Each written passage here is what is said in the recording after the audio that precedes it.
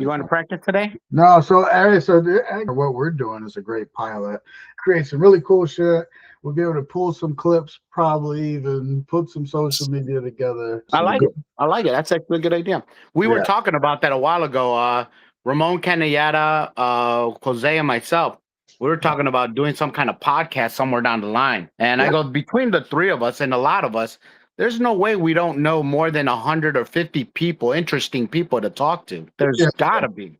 We're going to call it Chicago Grit. The cool name. It captures, what we go through as people with disabilities, that grit, real honest stories. Yeah. Oh, Uh, totally. so nothing's off limits unless you say it is. You set the boundaries, but you can say what you want. Just tell your story. I'm just a guy. As a host intro, we welcome to Chicago Grit. We've been Yep. around Chicago adaptive sports for the last 30 years, George. Us. Man, has it been 30 years? Holy cow. Been a little bit more than adaptive sports, probably started at 15 years old. So, yeah, I'm 55, Juan. Wow. 55. We're talking 40 years. You're off 10 years. You're off a decade, Juan. It's amazing. So you've grown though. You've grown into Yeah. this poster child, and you've been on all the Yes. interviews. You've been on all the workout videos. So today we're We trying don't to talk about those. We try not to talk about the workout videos. we Trust love me, those I've videos. been in my That's why share of stuff that's been humiliating to me. yeah, we know the Intimate Rider video. Was that But trust me, I've done it all. I've done it all. In 40 years of being in a wheelchair, there's no way that I haven't explored all avenues of embarrassment. I've hit them all. And that's it. We're trying to get past that poster child. We got to get the man behind the unfiltered Hall of Fame legend. And so many of us. He's led, taught so many of us, often by the dot on the tip of his nose. I see it's fading. I don't know what's going on. So, dude, I think my own dot is tired of me. I mean, after all, that's how we get sponsors. Exactly. No, I see. It's cool though because it matches. I think it's graying just like everything else. Okay, when it's gone, I think it's a little identity of myself will be gone too. Our first guest, Jorge Alfaro. So, before we dive in, George, as the pilot episode to kind of explain what we're doing, right? First episode of Chicago Grit gets to be a podcast of a real, unfiltered stories of Chicago adaptive sports community. What we're going behind the highlight reels to talk about the moments that define us, the struggles, the triumphs, the resilience it takes to keep pushing forward. Our goal is to share the people who built the community. We're doing it for the people and we're building their future. So the signature question too, and where I want to start every episode is on this Can you hear me? Wait, Juan, I'm sorry to interrupt. Can you hear me? I put on my headphones. That way I can hear you better. Perfect. All right, go ahead. So the first, the signature question we're going to have on this show is that, every person in their life has this turning point. That's what's linked us all together, right? So that single moment that changes direction of everything. So to start, you take us back to yours. What was that? Yeah, you know what? That's going to be I think this can come in different sections with me, Juan, and I'll tell you why. Because my injury happened when I was about 10 years old, right? I was young when my gunshot happened. By the way, I got shot when I was about 10 years old, accidental shooting. My injury level is about 2.7. So I've been in this wheelchair for decades and stuff. Because my injury happened so young, I think I want to say that I've kind of evolved like 2 or 3 times since my injury.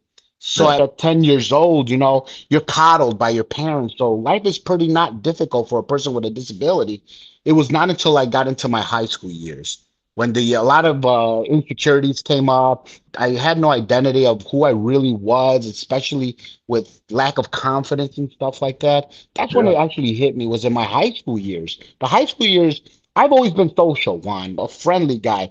But deep down inside, I harbored a lot of insecurities because in high school, and not going to lie to you, what was important to me in high school was lunch, PE, and the bitches, right? Let's get real a little bit. But I never thought that the intimacy part and all the other stuff was enough for them. So I had a lot of that. But yeah, that was one of my turning points because I was going through all of that and I wasn't playing adaptive sports. Let's not forget that. I wasn't introduced to adaptive sports. I was playing like in this Special Olympic type of environment. Okay. Dude, I'm telling you. So start there though. So your injury, you're saying 10 years old. So everybody has that 10 years old. What happened? So what was we were at a friend's house. This happened on my father's birthday, July the 2nd. My father's a factory worker, right? And my mom decided to go over a friend's house with a bunch of us. We were all hanging out and someone found a gun. Someone found a gun in the house. They're all playing with the gun. I was playing with the gun. Young dumb kid. We're idiots, right? Finally I decided to walk away and they accidentally shot. In the hustle of it all, it got shot, hit me in the spine. I went down. They took me to the hospital. They took me to Cook County. It's actually they first took me to St. Mary's, over there on Division. Yeah. They stabilized me there, and then they had to take me to Cook County from there. So yeah, this happened on my father's birthday. My father did not know what was going on until we didn't have nobody had really a phone back then at home, right? My father did not know until he got home and nobody's at the house. Like, where the hell's my family? Finally, somebody told him I was in the hospital. So that's where my injury happened. So my injury happened really, really young. This kind of really scarred my family really hard. And we'll go into a little bit more on how it scarred my family because of the fact that, and this is something I'm very open to talking about. At that time, Juan, you got to understand, I came into this country when I was 6 months old. They snuck me into this country. I was in an illegal alien, an illegal immigrant when I was 6 months old. So through my disability at the age of 10, no insurance, absolutely no insurance. Right. They said we're going to come to America. We're going to come to Right. Chicago to give our kids That's the goal. And it's a dream that we want to come here for a better life, better opportunities. And then this happens, this happens. My life is altered. My family's life is altered. My dad's life is altered. And money was tough. So we were struck when my family was struck with the option of, well, should we just stay where it's already very difficult? Do we go back? Will be more simpler with the language, no language barrier. Probably money will be a little bit easier since we're in Mexico or something like that. But nope, my father says, no, the opportunity is going to be here.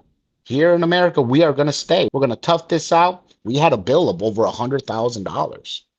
And my dad was paying $5 a month on a tab that big. Damn. Insane, dude. But yet my father persevered. I mean, he really wanted us to have the opportunity here. And he said, even with a disability and all these obstacles, I think this is the place to be. We're going to have to make it happen here.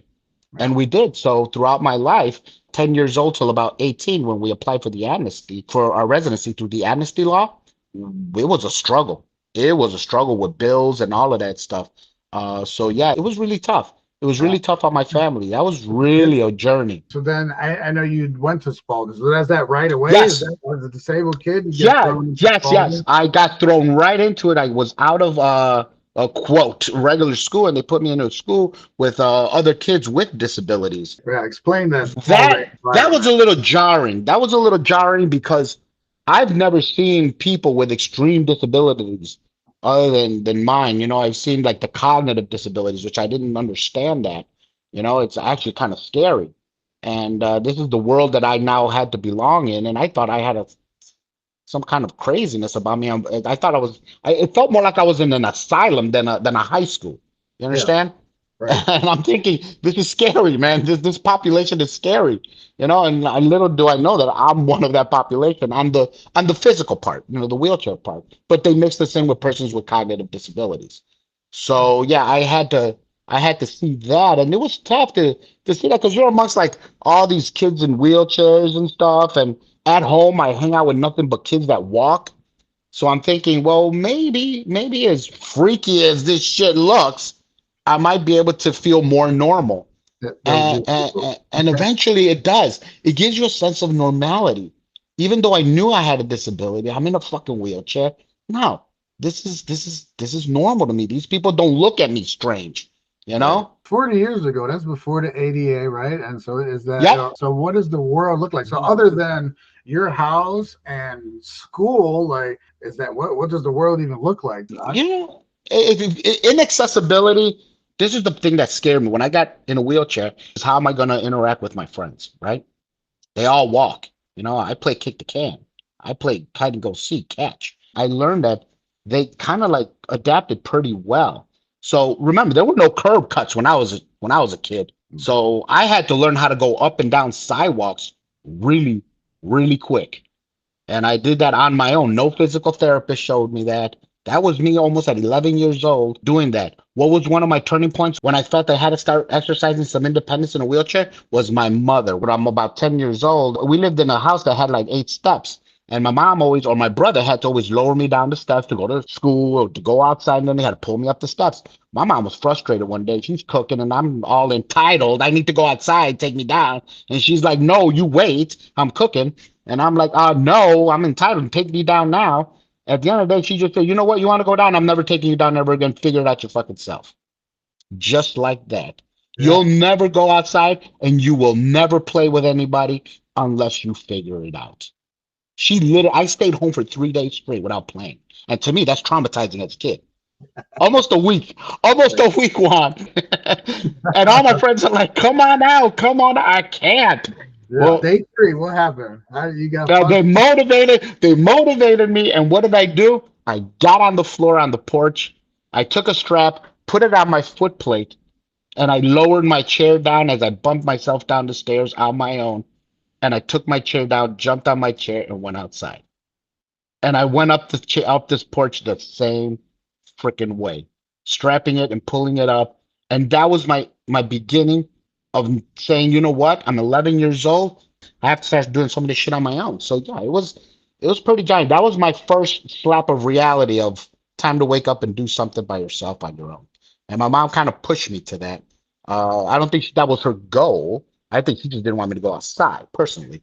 But I made my way out there. And guess what? This is the best part, Juan. The best part is that I thought I was like this great defeat and liberation of my first independent move, right? Being able to go outside on my own. You're thinking that my mom would like be all congratulatory. Ay, mijo, you did so great. You're amazing. I'm so proud of. No, guess what? She yelled the shit out of me and yelled at me because she told me to stay in the house and I wanted to fight her. So I Well, yeah, still got in trouble. I right. still got in trouble. Well, that happens though. That's But that's what but it was hard. It was hard, Juan. I mean, for going to Spalding, then you start meeting people with disabilities, right? that was my sense of normality. Yes. Yes, don't get me wrong. My able-bodied friends were normal, but I still felt excluded. Even though there was a lot of inclusion, they would change the rules of freeze tag, they would change the rules of kick the can and shit like that. At the end of the day, I still felt excluded. I just never felt I was good enough to hang with them. I knew I was slowing them down, Juan.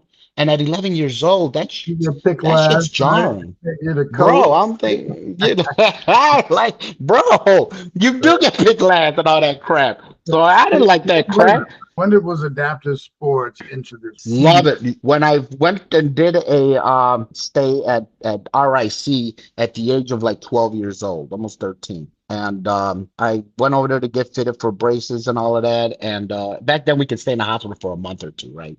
So I was there for about a month or two, and I met my mentor, Bob Trotter.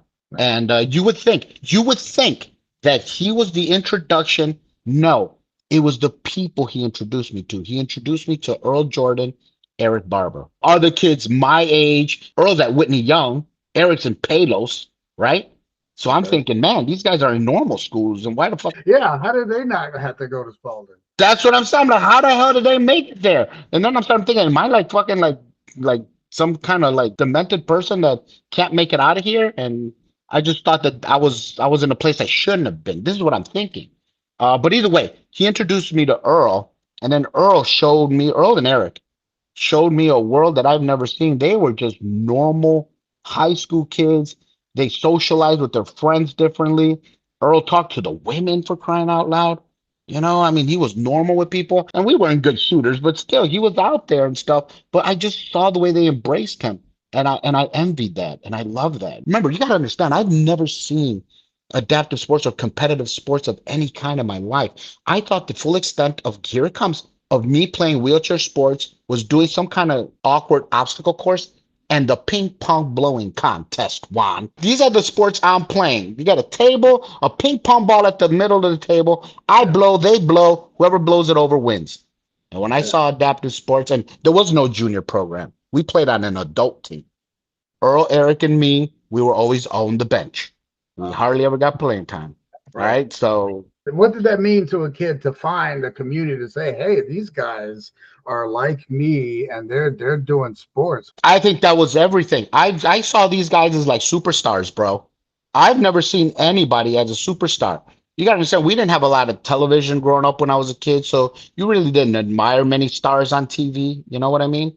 So the only stars you had and the only cool people in your life were probably like close friends or family. My father was a soccer player. I thought he was the most amazing person in the world, and I couldn't play soccer, so fuck, how can I ever find an idol? And then I met these guys, Milton, all these grown-ups, Bob Trotter, playing wheelchair basketball. When I saw that, oh my God. I mean, that was just, I was flabbergasted. I didn't know this stuff existed. There was a Chicago team. Like who was It was sponsoring? Lay that yeah. out. Bob Trotter's a mentor. He worked as a therapeutic recreationist at RIC. It was called RIC back then. It's Shirley Ryan now. Bob Trotter had polio. He's in a wheelchair. I didn't even know people in wheelchairs can have jobs. Okay. Okay, good. So Good. this guy's got a job, and that's who we played with. We played with the RIC Rollers, and they played nationally. They played the U of I Giz Kids. They played all these other teams. There was another Chicago team, and these teams. I asked, man, are these new? No, they've been around for quite some time.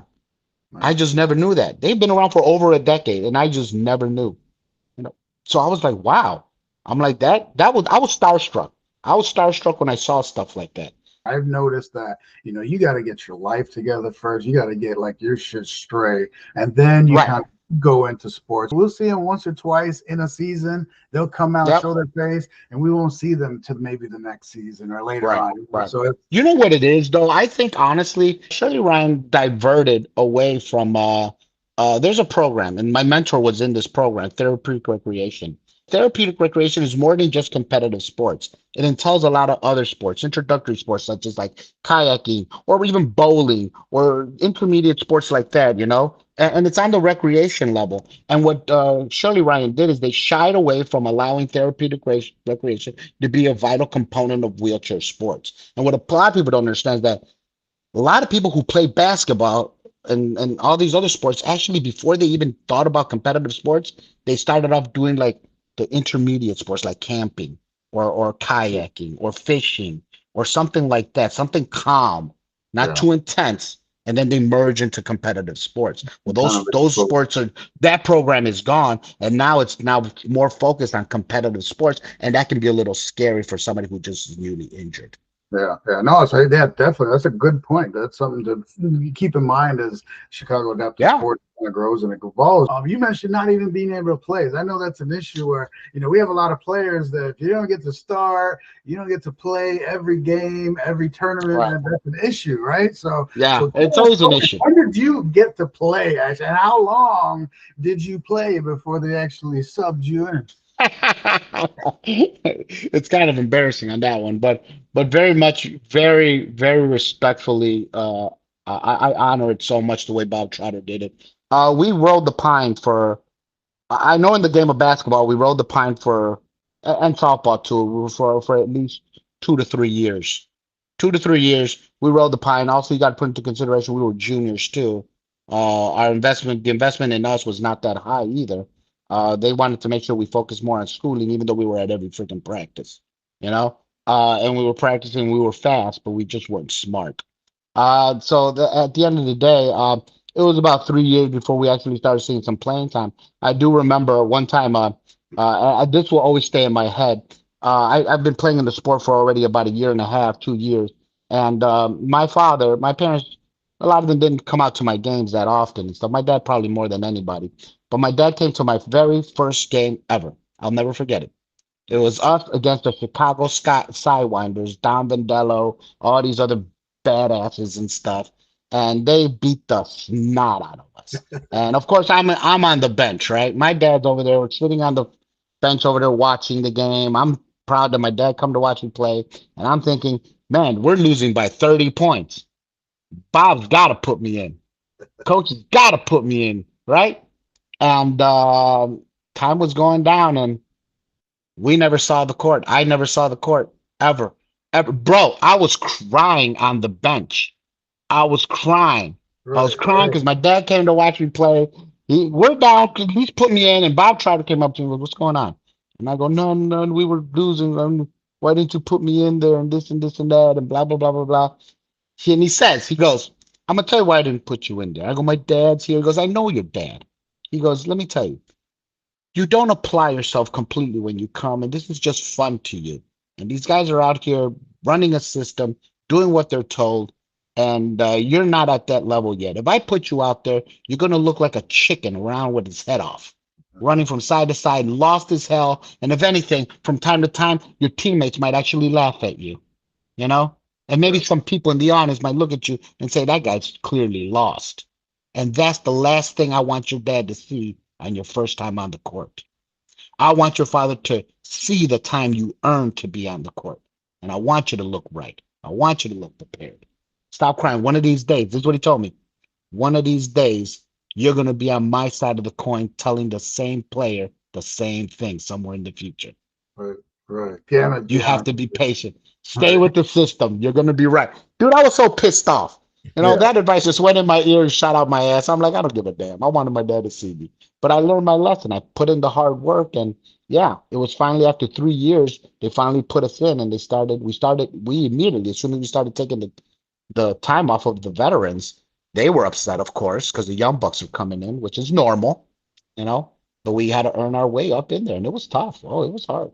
It was hard. I remember in softball, though, the very first time we went in as starters in wheelchair softball on the Chicago Pacemakers, Larry Labiak, another mentor of mine, a player friend of mine, finally told my coach, Bob Trotter, I think it's time we put the kids in. So they put Earl and me in the game. We won a championship this year. That year, the first year playing with them, we won a championship. Oh, yeah. It was time. Beautiful. Beautiful. So when you got in, you excelled, right? And you excelled. I excelled. Yeah. Once you get in, once you get the playing time, I think it starts from there.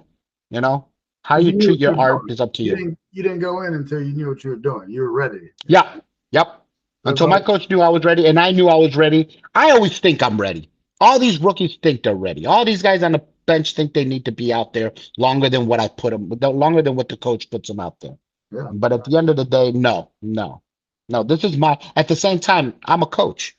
This is my art. You know, this is my canvas, and I got to put out there what I work with. And I'm not putting out garbage. Mm-hmm. So yeah, so you excel. You started playing ball. I know you had like Final Four runs and with championships and all that. Yep. There was. I remember a story that you were, trying out for USA team, USA ball, and a technicality. And something had kept you off the team, but I don't want you. Bro, let me tell you something. This is how good I was, Juan. People always say, George, you're old and slow now. And I'm like, were you ever really good? Yes, I was. Angelo Cruz and myself, we went out and we tried out for USA. And believe it or not, you know, and I know there's going to be seen by all these USA players and all these USA coaches that I came across. And they know who I am. And I went up at USA and not thinking that I would even advance, Juan. You know, not thinking that I would even. I was under Coach Corey Bell's tutelage as my coach. And I said, fuck it. You know what? I'll try it out. What the hell? He puts me up. Coaches say, let's give him a try. Went out to Georgia, did the tryouts. Bang! Through the first round. Nice. I'm thinking, no way. They pick X amount of players. The other ones eliminated. Go home. There's 100 teams. There's 100 guys. How many guys? Yeah. Right. It was overall. It was about 100 guys, and then it got down to minimum to 60 guys. Right. So now you go to the next level, Colorado Springs. Right. Okay. And from there, they're going to go now to New York after that, which now be the team that's going to practice for international basketball. You make it past Colorado, you've made the team, right? Okay. So I made it to Colorado, and I'm there, and sure enough, my words to everybody, the coaches can attest to this, Coach Byrne and everybody, as the last day, everybody's like looking at the coaches, giving their like speeches. And they're like, hey, if anybody gets picked, you're going to the next level, and that means you're top of the top. It doesn't mean that the rest don't get acknowledged and blah, blah, blah, blah, right? So I'm like, anybody got any words? And I was the one that said it, too. I don't give a shit, Juan. I said, listen, if I don't get picked to go to the next level, to the next round, y'all can kiss my ass. That's exactly what I said. Right? Because I didn't think I was going to get picked, Juan. So I was like, fuck this shit. And all these guys talk shit in USA tryouts. All of them do. They are the biggest shit talkers in USA, bro. Right, you gotta be Fucking cocky. Trooper Johnson and all these motherfuckers. He didn't like me because I kept calling him Francis, you know? So, but there was a bunch of shit there. But either way, it was that speech was done. And then I find out, guess what? I got picked, dude. Oh, nice. I got picked. George, they asked me what jersey number do I want. Nice. You no longer have jersey number 316 or 100 or 98 or something like that, right? Now they want to get you your jersey because now this is the team that they're going to run in New York to get ready for international ball. Nice. Hell So yeah. I told them, oh yeah, that's nice, man. Yeah, that's fucking nice. What I didn't know, as we retract back to what I told you in the beginning of this conversation, I was an illegal alien. At the age of 18, I got residency through the amnesty law. So I was a resident, Juan. I was a resident, Juan. You would think that's good fucking enough, right? You think, hey, I'm good enough to be in this fucking country. I can reap from the benefits of everything, right? So this is what I'm thinking. I'm untouchable, right? What? I can't vote? Fuck voting, right? I can get public aid. I can get Social Security. I'm So you good. knew you couldn't vote. You knew you couldn't vote. Right. So you thought you'd go wear that USA on your chest. Yes, Rob. Yes, that's what I thought. Yes, that's exactly what I was entitled to believe. All right. I went in there, Juan, thinking that I wasn't even going to make it. Right. But then it dawned upon me, USA across my chest. You would think you have to be a citizen, right? So I told the coaches, can I talk to you guys privately? I went and I talked to them in a back room and I go, I want to thank you guys for all this, but I can't stay. Right? They're like, what the fuck? Those were Frank Burns, God rest his soul, he passed away. And Frank Burns and Dan Burns, they were there, and so was all the coaches that were there, Lou Schaefer, all these other guys. I go up to them and I go, listen, guys, I can't be there. And Frank Burns is like, what the fuck do you mean you can't be here? Right. You know, this is a prestigious moment in your fucking life for you've been through all of this. And this, I go, listen, this is why, guys. I'm a resident. I'm not a citizen, you know? And I know on the forms it says I got to be a citizen. That fucking Dan Burns is like, holy fucking shit. And this is where I love these guys, but I'm sorry, but I love them so much, and I really do, because they all said, what do we have to do to expedite this shit? Yeah. Do we got to write letters? Do we got to get this? How long? I go, I don't know. It could take the minimum, maybe 6 to 8 months. They're like, we don't got that kind of time. Yeah. Can we do this shit in 2 months? We need 2 months, George. And I'm like, it's impossible. There's no way. So they were willing to do what it took to get me on the team. And they're like, there is nothing. And they're like, well, isn't that some fucking shit? So what they did is they took me out in front of all the players, Melvin Jewett, all these other players, and they put me in the middle of everybody, every USA tryout person, and they humiliated me. They said, this guy just got picked to advance to this and this and that, and he did a travesty to this group. Because let's not forget, Juan, it's not that I just can't go. I eliminated 2 to 3, 4 players. Yeah. You know, they should have had the opportunity to go, not me. So I eliminated them, you know, and I know they can come back and stuff, but still, this is a process, you know? Right. How dare I do that shit? And I'm like, yeah, they go, you know, this guy, I want everybody to remember this motherfucker throughout the seasons of basketball. And I'm not shitting you. Anytime I played any USA player, they made sure I never scored a bucket. I remember Melvin Jewett took me the fuck out one time. Open layup, that motherfucker headhunted me. That's crazy. And this and that. Yeah, I mean, it was pretty bad.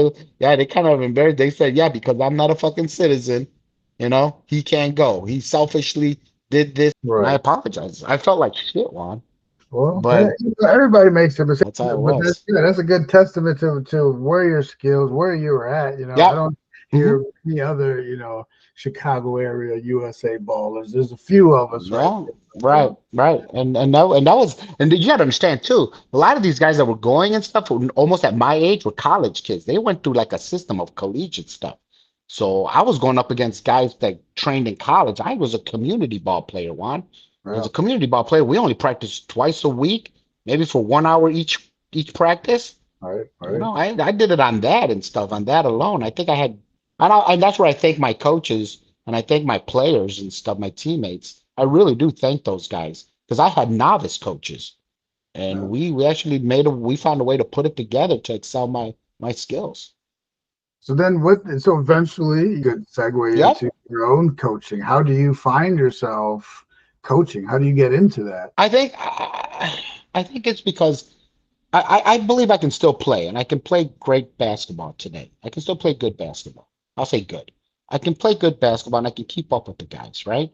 But I kind of see where I really want to be, Juan.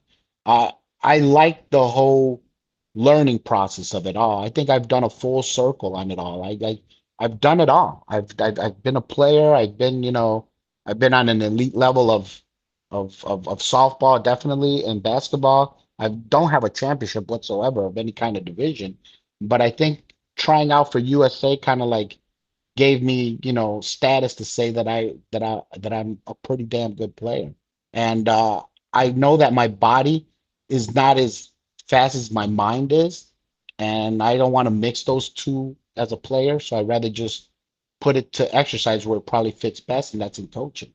I think I can still do a lot doing the tutelage to somebody else and get them to where they got to where my coaches got me.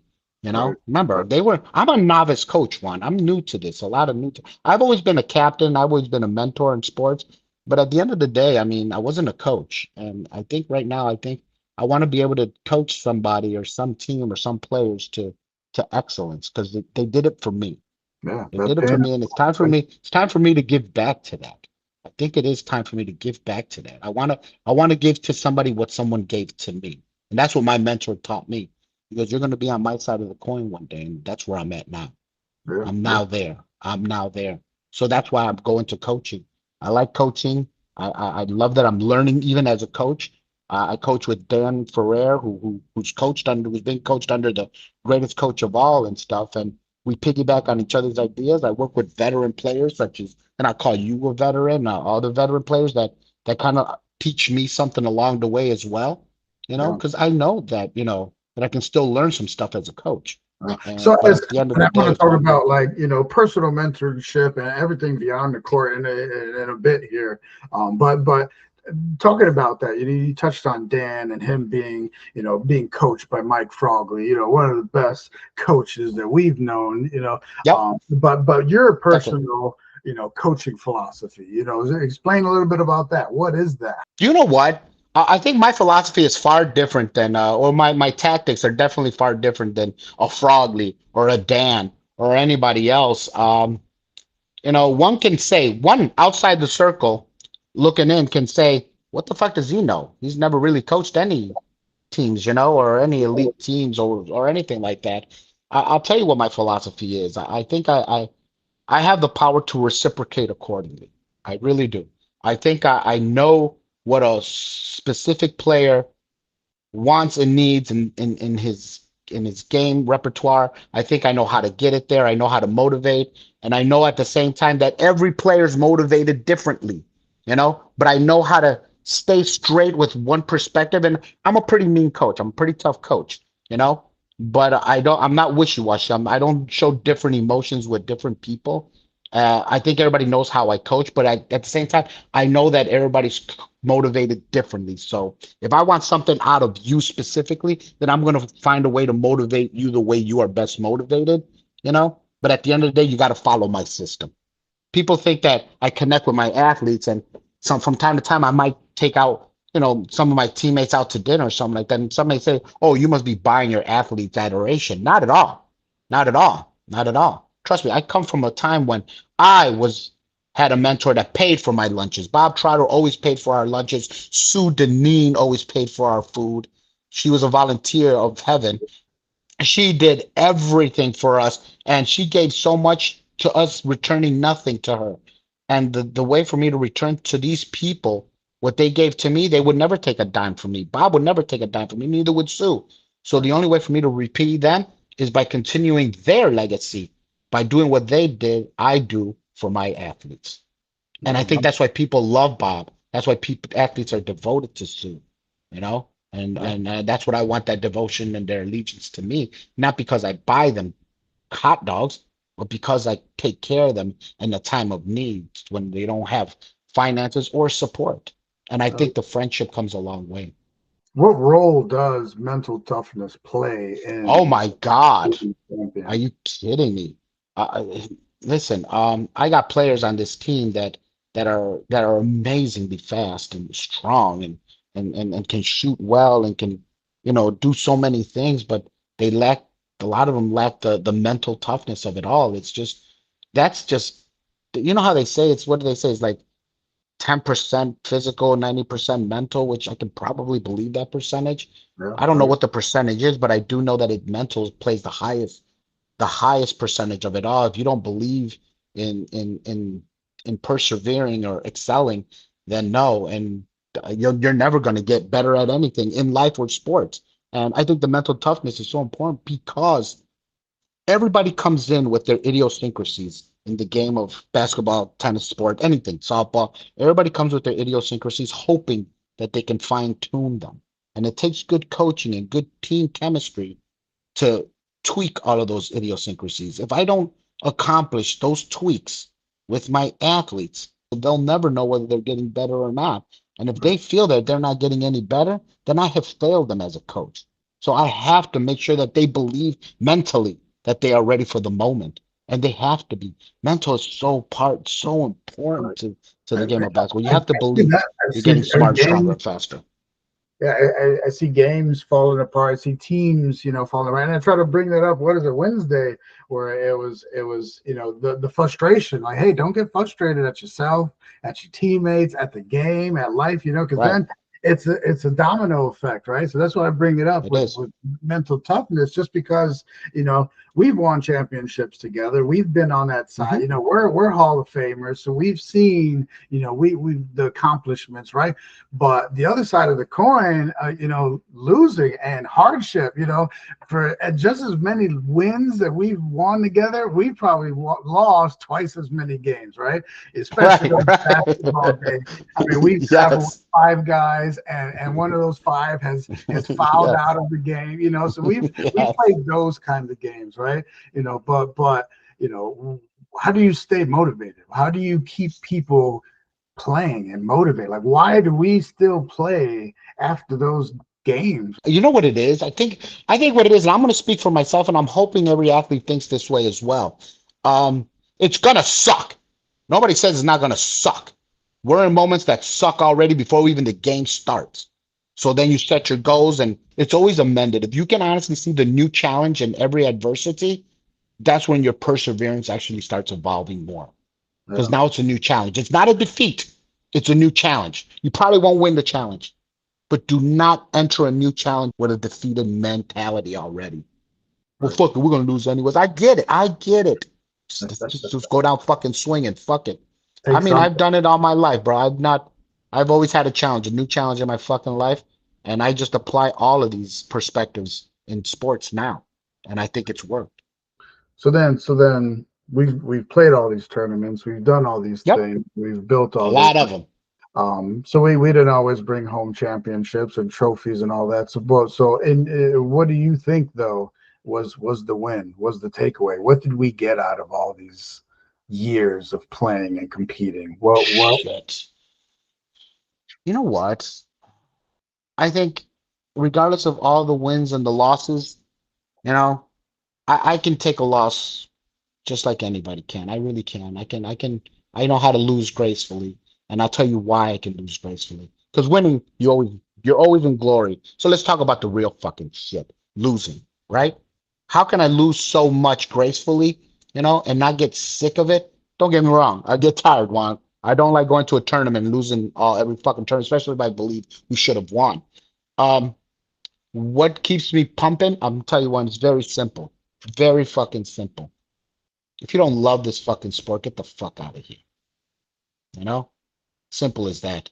I don't care what motivates you as a player or anybody. I don't care what pushes you to want to play the next game and believe that the next game will be a different scenario or a better scenario. But if you don't love the game, you've already lost. You've already lost, and I can lose one. I don't. I've lost many games. You But know, that's do I where stop loving it? No, I think, but as long as you really love it, I don't think the losses should bother you that much, man.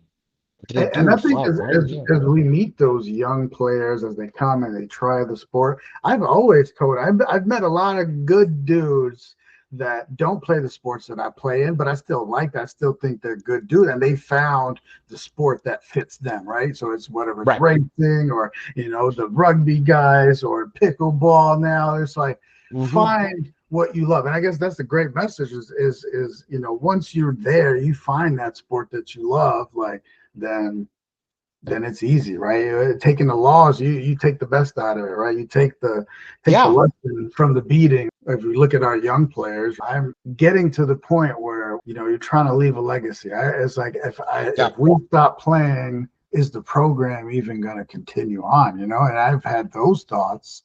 So then that's motivating, right? Maybe that was what Bob was doing. He was making sure that he can go ahead and retire one day, and there will Yep. be someone else to take his spot. So that And that's where I'm at, and that's exactly where I'm at. I mean, that scares me, Juan. If anybody asks me, I mean, what scares you about, your latter years of your sports moments is that alone. I am the one that picked up the torch for Bob Trotter, and Bob Trotter was the face of RIC in sports. And then I became the face of RIC in sports. And now I look to find somebody to carry that torch. I would like for somebody to be the one everybody goes to motivate everybody to stick around, to no matter what goes on, we're still here. We're still a family. And that scares me because, I see a lot of athletes come and go so fast and they get so disheartened with wheelchair sports. And, it's hard to find that one person that I want to say, hey, you're the next side. Now, I'm not gonna say the next George Alfaro because I'm not gonna give myself that guy. You're the next Bob Trotter, because that's the guy I idolize. I don't idolize myself, but I try to mimic what Bob did in life, and I hope that I can pass that on to somebody else. And yeah, I do see it. I mean, I see people like Keith Wallace, and he loves the sport. He loves what he does, and he puts a lot of passion into it, you know. But no, I want to see it in a participant. I want to yes. see a participant. People like you, Juan.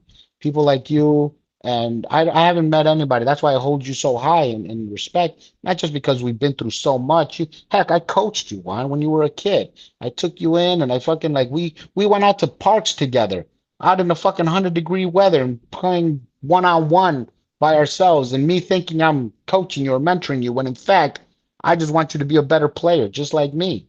And and then you go to school, you get a job, you get married, and then you're still active with me. So I like to believe that you're one of the people that are lingering, that are going to keep programs like this going. Because I'm gonna sound dark when I say this. If I die, it's in your hands, Juan. It's in people like you. Who else do we have?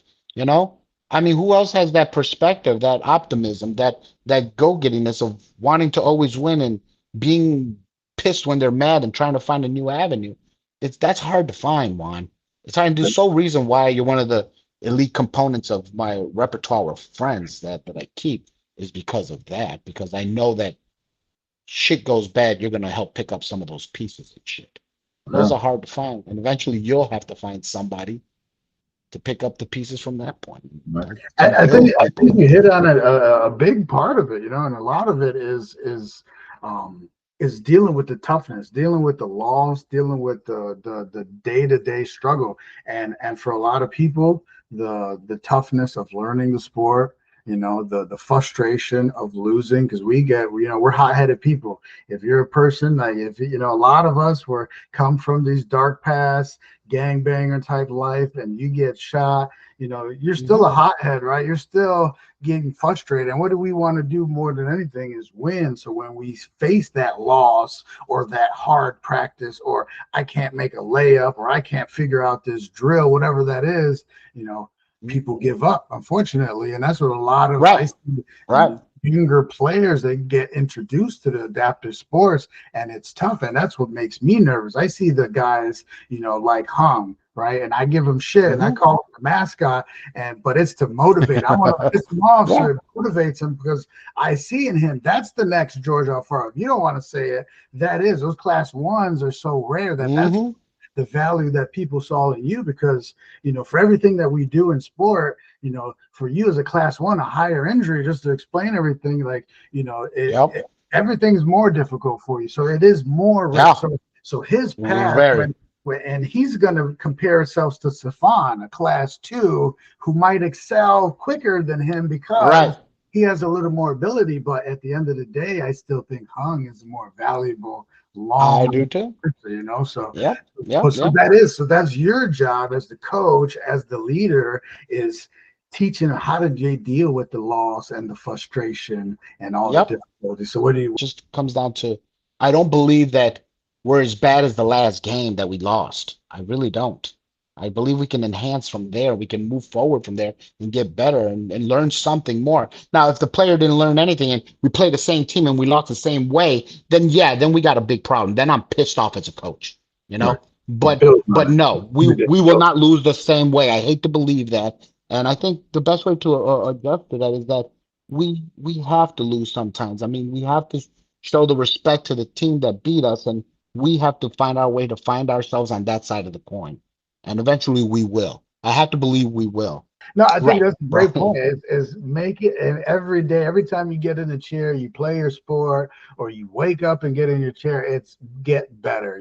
Do something, figure out just that little incremental achievement. Do something a little better. And Juan, I said it. Listen, and me as a coach, I'm being honest. Dan who's my assistant coach, doesn't like that I say this every season. I tell all the players, and I said, I don't know if you were there. I go, listen, I have a goal as a coach. If I have not made you stronger, faster, and smarter by February, I have not done my job, and I will step down. And I'm being honest. That's the pressure I put on myself. Right.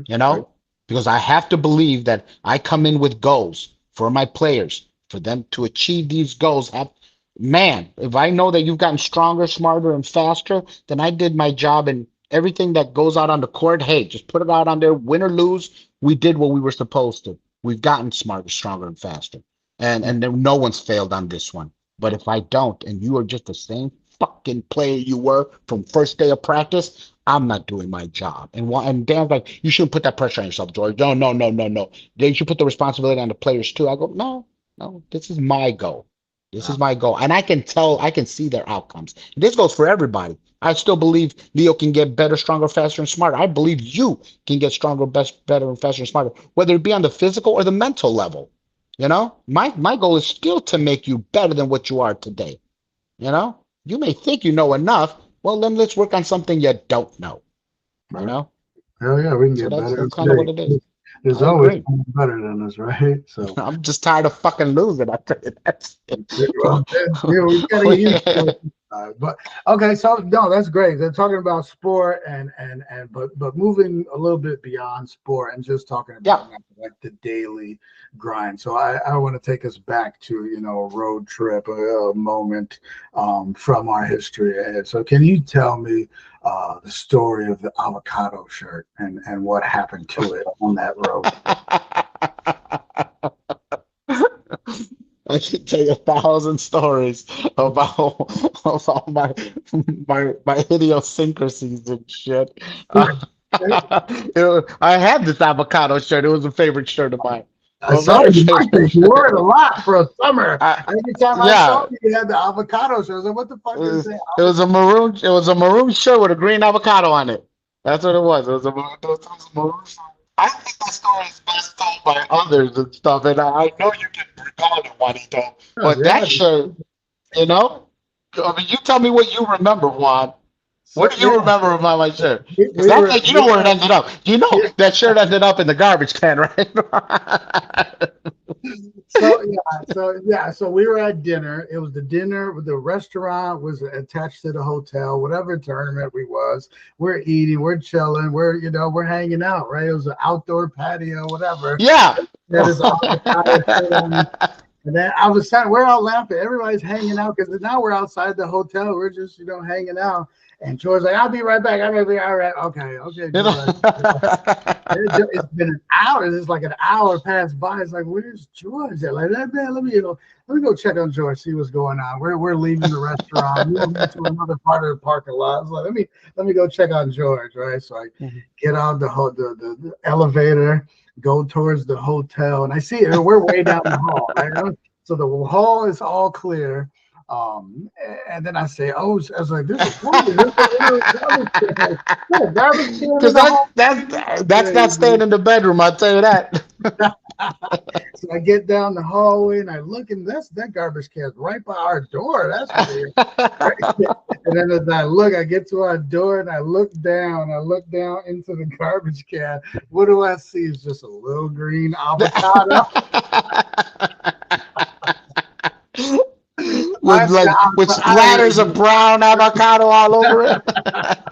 So I already knew. I opened the door. I said, George, you all right, George? Yeah, I'm okay, right? I said, why is this avocado shirt on there? No, leave it there. He said, leave it there. Yeah. And for anybody in the wheelchair that's looking at this, they better not act like they haven't been in this situation ever before. Trust me, Juanito, if I were to tell, this is one of the things that I do want. God forbid, I'm knocking on wood that I die anytime soon. I don't plan on dying anytime soon. But the day I go, I know there will be stories. I hope there's stories about me because that's what we do in this sport. We create stories in this life. We create stories to carry our legacy on. And I have so many. And I think these stories are what made me the person that I am today. Obnoxious, comfortable in my skin, and undefeated. I mean, invincible. I mean, case point, I have, and I'm comfortable talking about this one. I have a felony. And some people be like, why would you be so proud of that? Not at all. I mean, I'm not proud that I did that, my God, but it was for it was for theft. So, and I'm gonna say it, Earl, I don't give a damn, okay? Earl's like my best friend. Remember, he's the one I first met. Remember this one? He's the first guy I ever met in a wheelchair that I idolized so much. And Earl has been with me through thick and thin, and that's what friendships are about because Earl and I, we were caught stealing. And we were breaking in the car. Breaking in the car in wheelchair. Listen, 18 years old. Listen, Juan, I was riffraff, okay? I was a bad kid, Juan. I was not the best of it all at that age. I was a dumb kid and stuff. But yeah, we were breaking into cars. And I'm not trying to make comic of a bad scenario, but we ended up with a car and we drove for a long time on a high-speed chase. Cops were chasing us. And they were chasing us, and we ended up make a long story short, we ended up getting cornered in a no outlet alley. And they surrounded the car and they told us to get out. And I said, I can't get out. I'm in a wheelchair. And they told Earl, you get out. And he goes, I can't get out either. I'm in a wheelchair. And he goes, God damn it, I know somebody can walk in there because I saw somebody peeing in an alley 2 hours ago. And I go, oh shit, they've been following us for 2 hours. Oh, wow. They were like scoping us out. So they finally got us out, and Earl had to drag himself to the trunk to get the wheels out of the trunk. They made him do that. We would have had a lawsuit on our hands back in the days, but we didn't.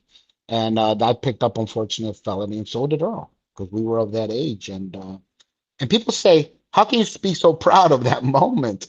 And I go, it's not that I speak proud of that moment. It's that I speak that we've all been through some fucking grit. We've all been through some shit. I'm not proud of it. I've been through some fucked up shit in my life. And for me to go through something like that and still overcome it and be the person that I am today, I use that as a stepping stone to show everybody you can come from whatever ruckus you come from. You can change. People can change, man. I do believe in change. I mean, we all have that, right? That's why I want to tell these stories, right? This is it. This is the Chicago grit. We all got the story of why we got put in a chair. We still, just because we're in a chair doesn't mean everything is peaches and gravy. We still make mistakes. We still have to learn. We still got the struggles. So that's what it's all about. And I bring up the avocado story and all that because that's the truth. That's what we're getting at, and you know, the constant struggle, living in a wheelchair, just telling that, you're trying to be as able-bodied as person, say, I could do whatever. I could go steal a car. That's I'm not going to let the chair hold me back. Right? I'll be damned if I'm going to be suppressed from my villainy. Right, exactly. No, but it is though. So, but living in a chair, there's that reality. Whether it's your body betraying you, we've all had to stop at Target and just like, I'm not gonna go home. I'm just gonna buy more clothes. I'm like, my new shirts. I just bought these new shirts at Target. Exactly. But those frustrating moments, though, like, how do you get past them? Because that's unfortunately some people don't. Right? Those moments become too much. We've experience a lot of loss in our community. What do you say to those people when they face those frustrating moments? You know what it is too? A lot of people ask me, they say, what's the hardest thing about being in a wheelchair? And I'll tell you what it is. It's not so much the shitting my pants or falling off my chair or a bad transfer or my spasms or the pain or the physical pain or something like that.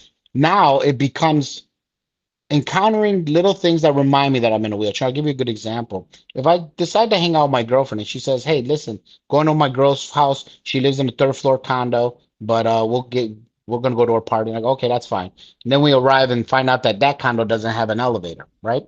So now it's reminding me that I'm in a wheelchair. And now a lot of people don't know how to deal with that, right? So they don't know how to deal that, oh my God, shit, I'm in a wheelchair. And yeah, but the only thing I can tell people, and this is what I advocate a lot, is that you're gonna have adversities, whether they're physical or whatever. Just have plan B, C, and D locked and ready and loaded to go so that you can adjust to the moment that comes in front of you. You shit yourself, let's start figuring it out and start keeping a bug out bag in your car, or just have the moment to go to the store, buy new clothes, or how to adjust. Talk to somebody. This is the thing. This is where community and peers comes into effect. Talk to somebody that's going through the same thing. And I think that's what's going to help you. Once you get that advice and start normalizing it, I think it's easy to adjust to this lifestyle. It's a very difficult lifestyle to adjust to. But this is what I tell people, Juan, and I hope this can make a little sense. Just hear me out. It's very simple. This is what I tell people. With this situation that you're in, this wheelchair, I want you to remember this, that don't get scared. You are on your own. You are literally on your own, but don't do it by yourself, if that makes any sense. You are on your own on decision making of what goes and what happens to your life from this point on. You're going to make the sole decision of that. But don't do it by yourself. Don't believe that you don't have somebody else out there that can help you. Now you're going to decide how many people you want to let into your circle. But at the end of the day, you will execute what happens to your life. And you're hoping that these people that you occur into your life are going to be positive models in your life that are going to give you the sense of normality. And that's where peers and mentorship come into effect. And that's a vital component. I preach that so often. You're literally on your own, but just don't do it by yourself. Yeah. Like you say, in comic, I got a felony. I shit myself. Those two scenarios, Juan, think about them. I shit myself that time. I have a felony. I've been through adversity. At the end of the day, we all go through shit, but we shouldn't have to smell bad for the rest of our fucking lives. Shit yourself from time to time, but just don't live a life of stink. You can still clean yourself up. Wipe yourself off. Dust yourself off. Let's get up and let's do it again. There we go. No, that's it. That's universal. And living through it, like in the moment where you are reminded of your disability, whether it's, that's the favorite part is I get ready in the morning and I go in the bathroom and I do what I got to do. I'm ready, get all my S's done, right? And get dressed and be in a chair. 3 minutes, bro. 3 minutes. And it's like, what the fuck? I just pissed on myself. Like, I don't know why. How? Exactly. It reminds you. It reminds you. I'm in a fucking wheelchair. That's frustration, though. That's feeling. And that's for myself personally. It's in those moments where it's the most frustrating, right? What is it? What do you need to tell yourself? What do you need to think to get past those moments? It's going to happen again. That's what I say, Juan. It's going to happen again. And sooner or later, you're going to have to accept, because it's all about acceptance. You're going to have to accept that this is something that can happen to you more than once in your life. You have to know that this is the sense of your normality, not anybody else's. It's not your wife's, it's not your kids, not your cousin, your brother's normality. Their normality, they got their own shit of fucking problems that they deal with. This is mine. And this is the one that I can control. I know that if this happens again, and you know it's going to happen, how am I going to deal with it quicker, more expeditiously, and more comfortably? At some point, I'm at the point where if I shit myself in front of somebody, I'm nonchalant about it, Juan. I'm like, honey, we got to go. What's going on? I just crap myself. Oh shit, she's more into panic than I am because this is new to her. This Right. ain't new to me. I've been Yeah. to a movie theater, Juan, where, listen, I don't know what it is about Asian Zing wingdings from fucking Buffalo Wild Wings, but that goes through me like in 5 minutes. I went to a movie theater with my girlfriend and we sat on the seat and I had blowout. It was coming up my back, Juan. And I was like, oh shit. I'm like, honey, we gotta go. And she goes, why? What's going on? I lean forward. She goes, oh my God, let's go. It's all on the seat. The people in front of me, they're like, what the hell is that smell? I have no time to explain. I'm out of there. That's my normality. I said it with normality. I'm like, honey, we got to go. We're gone. Let's go. You know? It's And this and but this. But what it comes down to when that shit happens, know it's going to happen again. If you can accept that it's going to happen again, then you're not going to be surprised. And when we're not surprised about shit, I think we take it a little bit easier. We yeah. really do. And this is the best part. You make it normal. Make it normal to your peers too. This is shit that happens. They're already thinking about it. You know, they're Right. already pondering it. Make it Yeah. be normal. Why do you think people accept me so quickly and shit? Because I'm just It's normal about my disgusting I, self. I would have I would have just shared a story from Ricky Salinas, and I rest in peace. Right, I'll Oh share. shit! Rest He in was peace, still Ricky. alive, Yeah. right? If he was still alive, I want to have him on the series. But he told, and it stuck with me, and it's for the rest of my life. And I think it's important for people to hear. And I told him I was whatever. It was like he was talking about his wife, and it was like, so how did you know? When you wanted to marry. I think this was like when me and Mo were like getting engaged, and he heard Yeah. Rick. Yeah. Yeah. Right. So he's Yeah. like, when I knew I was gonna marry my wife, he's like, when we were sleeping in the bed, we're hanging out together, and she slept over, and I woke up in the middle of the night, right, or in the morning, early in the morning. He's like, I pissed all over, not only on myself, but I pissed the bed, I pissed on her, right? And he said when she woke up, he's like, I'm sorry, babe, like I pissed everywhere, like all this stuff. And she said when she turned around and she didn't like judge him, and she didn't like, it wasn't a problem. She was just like, let's clean it up, let's get through it, and let's keep it moving. He's like, that's when I knew, like, I can marry this Yeah. woman. Yeah. So that's what it is, man. That resilience to it's might be the most embarrassing, frustrating thing for some, but and so that's what it is, right? That's your emotional resilience is Yep. what you Yep. became, this Yep. blueprint for so many people. Why everybody knows George. It doesn't matter. And I'm not talking about Chicago. We travel all over the country. Everybody Right. knows George. We're talking to the Japanese guys. They don't know anybody's name, but they know George, So but and the difference maker is you having a career, right? Not a lot of I people work. in chairs have careers, have jobs, have work. So, how did you Right. figure out how to pay the bills, how to be financially independent? Right now, you're still I in think the you know house. what it is, Juan. I'm a social person, and I like going out, and I like spending a lot of money. I really do. I like spending my money on dumb shit, and I started realizing that being on Social Security, I don't get to buy a lot of dumb shit. I only get to buy the things I need. And I wanted to buy the things I want, that narcissistic side of me, right? So I started realizing, I need to find some independence. And then that also created a new challenge for me to say, there's got to be more to me than just sports, It's got to be more to me. And I started thinking about, working and being a regular, not an inspiring guy in a wheelchair. I was tired of being that inspiring guy in a wheelchair one. Fuck that shit. I just wanted to be a regular Joe Schmo. Wanted to earn a living, have a wife, get married, all that stuff. And I did get married. So at that early age, I started working in telemarketing.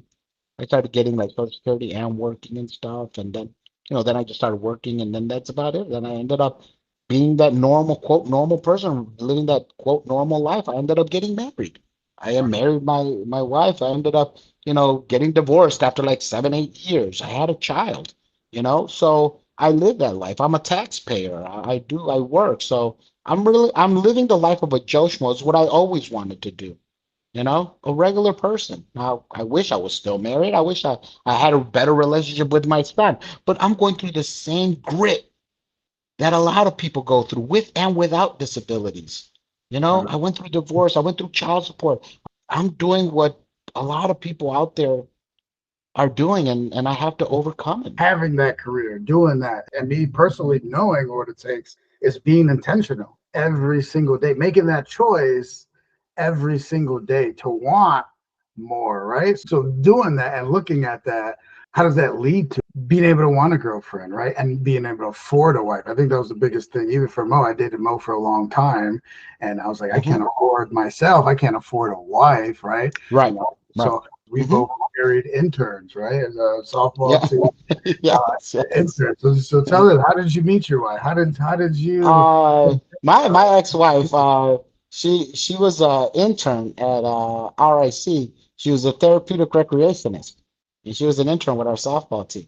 Yeah, yeah. And that's how I met her. I met her through sports, and during that time I was kind of like part-time Social Security, so finances weren't my repertoire, my forte, right?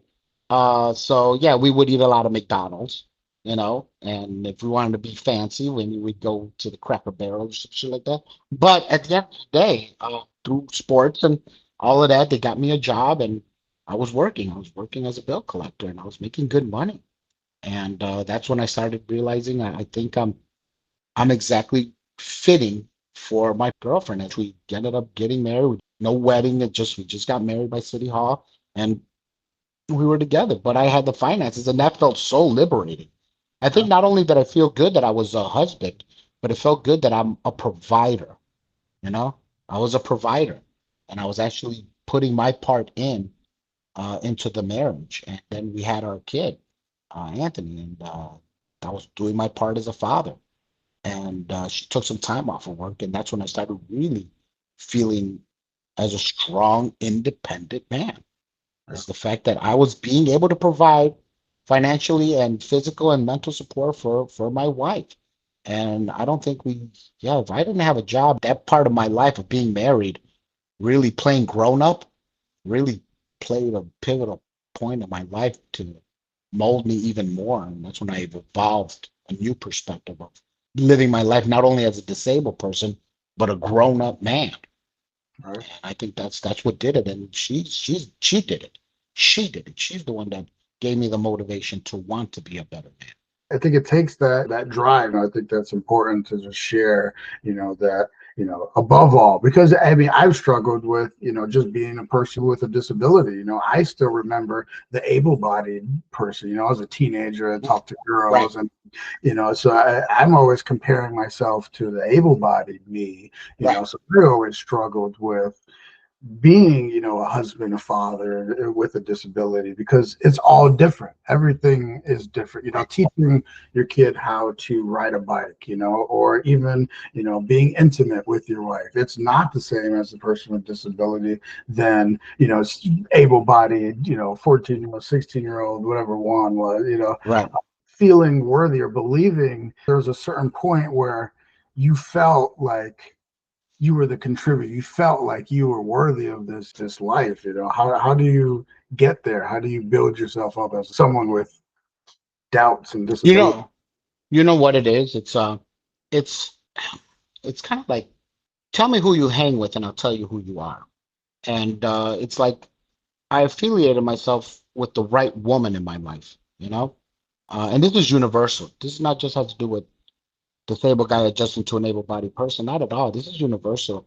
I think that's what did it. And that goes not just as a partner, as in like a wife, but as a partner with friendships. You're amongst the greatest friends of all that support you. It gives you a sense of like confidence and liberation. And that's what she did. She gave me confidence to say that she depended on me and relied on me and found me attractive as her husband and her best friend and all of that. And when you hear stuff like that, that feeds your ego. It really does. When people make you feel worthy, of the struggles that you're going through and the task you're accomplishing, and somebody's grateful for you, I mean, that is just exhilarating. And that's what we seek. And in a life with living with a disability where I already grew with a lot of insecurities, and somebody telling me that I'm the sexiest motherfucker in the world, come on. You mean you feel on top of the world. Nothing can bring you down. I think that's what did it for me. I think that's what gave me my confidence more than anything, of saying that I'm good enough. I have my idiosyncrasies. I have my, I don't want to say flaws. I have like, when it comes to like intimacy, I have the erectile dysfunction. I do need the medicinals. I do need the stuff like that to enhance my sexual performance.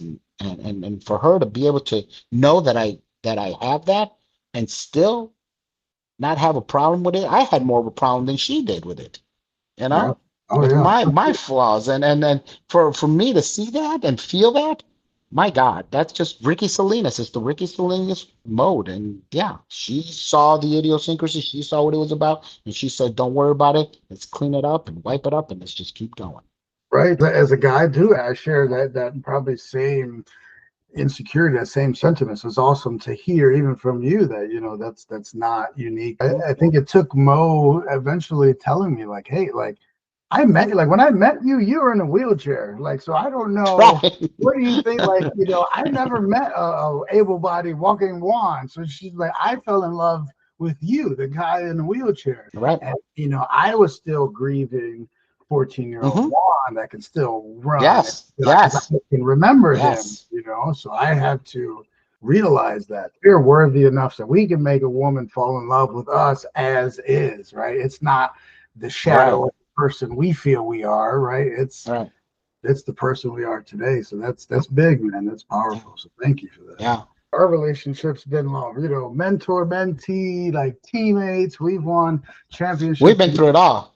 Right. I want to see if you remember the first time you came and picked me up from, I was living in California, California. Nebraska. California on that Right, side building. right. Basketball practice. You had that Chevy Blazer. You remember your Dude, I don't even remember. I had so many cops that were screwed up. One of them didn't have a windshield wiper, had it with a string. Other yeah. one, my gas This would was run the out. teacher. So I was like, okay, mom. I was like, George, he's gonna take me to basketball practice. We'll go play with the men's team. And then she's like, okay, whatever. So I go out there. I open the door. You're like, what's up, man? Like, come on, jump on in, right? And I see it's like you don't even have hand controls in this fucking car. You got a like literally a squeegee from the gas station, and that's what you use. And you look down and you line Well, up I the have to look down squeegee. so I don't have to miss the break. I was like, oh my God, we're not gonna make it home, right? And then the best part, so then we make it all the way up north to Gus's church, right? We have to go all the way up north, and then coming home, right? So we're in Lakeshore Drive, right? We're back in this Blazer, and we're swishing the gas tank left to right, I guess. So it had shimmy. It had made a little shudder, right? It said, blah, blah, blah. And I was like, what the fuck Oh, is he that, did. You George? remember the gas when the Yeah, car holy ran out of shit. gas? He said, my gas tank doesn't. I said, my gas tank Yes. doesn't work. He said, we got to get We to a gas coasted. station Yes. now. Yes. I remember that shit. Like, oh my God. So we're on Lakeshore Drive. There's no fucking gas stations nowhere. So we had to make it all the way to North Avenue, right? And we roll into the gas station and the car turns off. We're like 2 Yes. blocks away. And the damn block turns off, but we made it there and it We literally stopped. coasted. Yes. Yeah, I remember that. Oh, that was terrifying for me. I was like, this motherfucker will get us killed. Those are the moments. I already know something's gonna go fucked up in my life.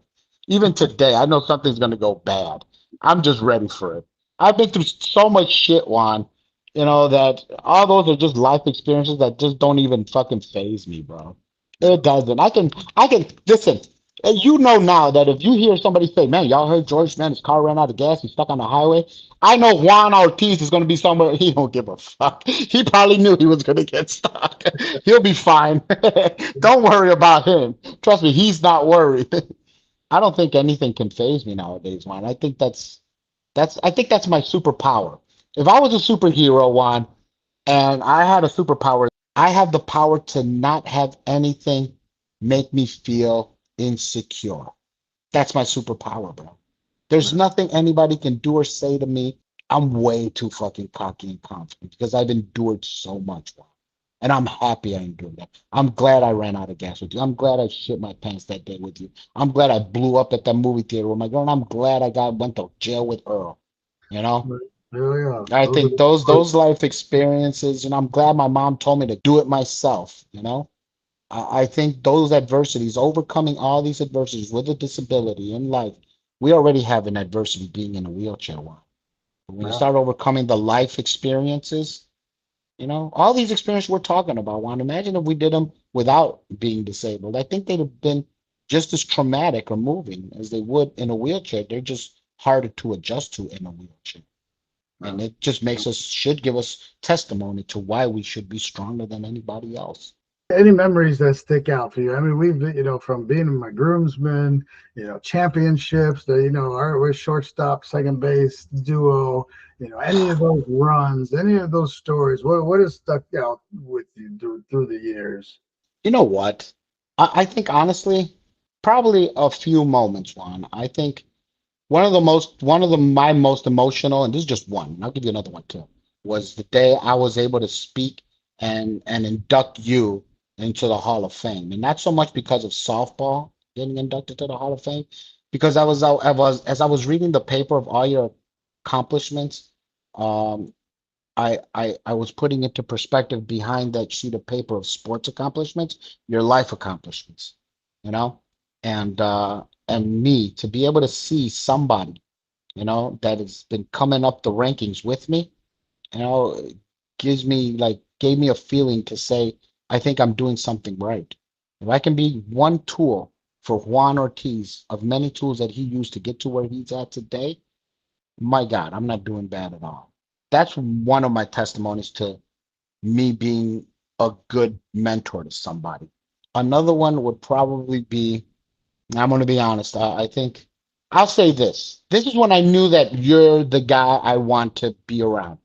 I was coaching you in junior ball, I think it was, and I forgot what you did, but you smashed your hand really hard. I went for a ball out of bounds and the wall, like I used my hands to stop against Yes, the wall. it was bad. You had a swollen hand. You clearly were not going to be able to play.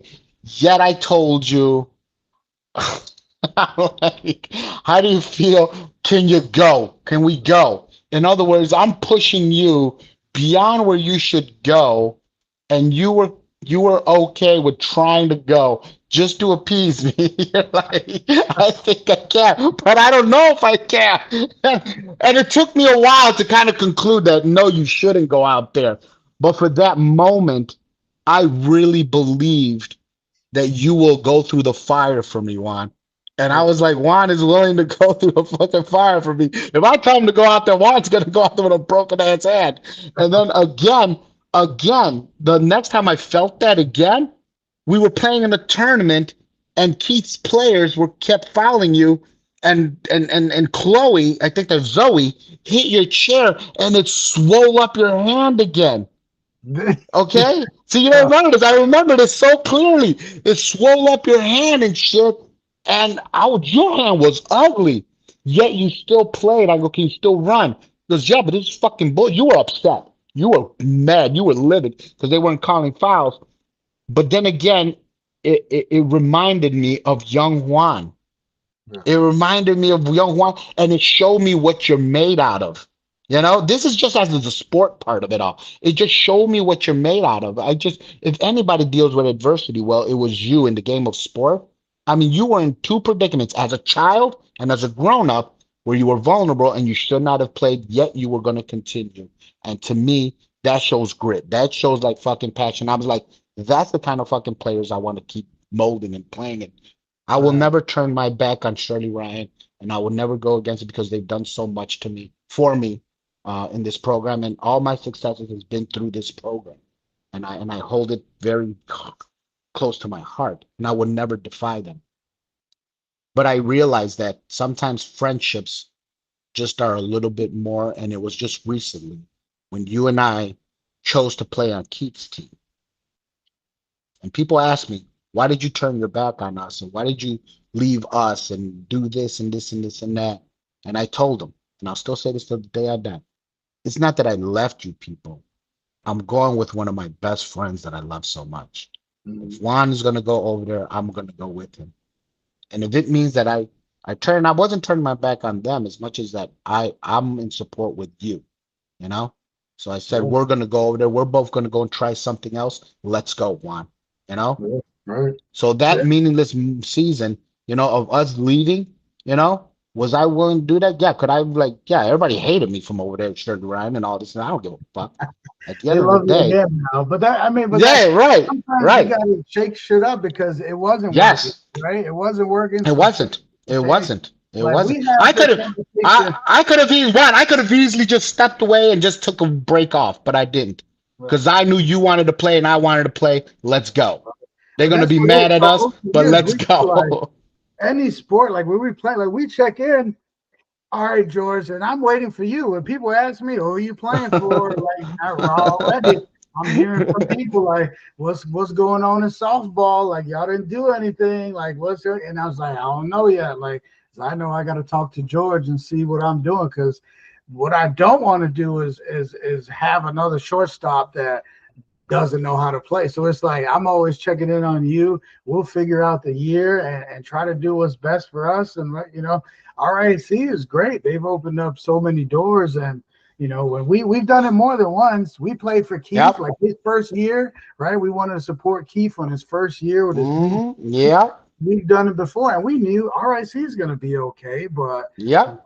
you got to support the people that have supported you. So it's like there's that We're one family. of the best duo, Juan. You can't take that away from us. We are one of the best duo, and I tell that to everybody. I go, dude, when Juan was not playing softball, dude, I missed him so fucking much. I didn't turn no double plays over. We didn't turn no double plays, and it's so unattractive to me. It doesn't make sense. I was like, what the hell? This is terrible. Yeah, you can't. And you try to coach other guys to try to do what we did, and they can't do it. It's impossible.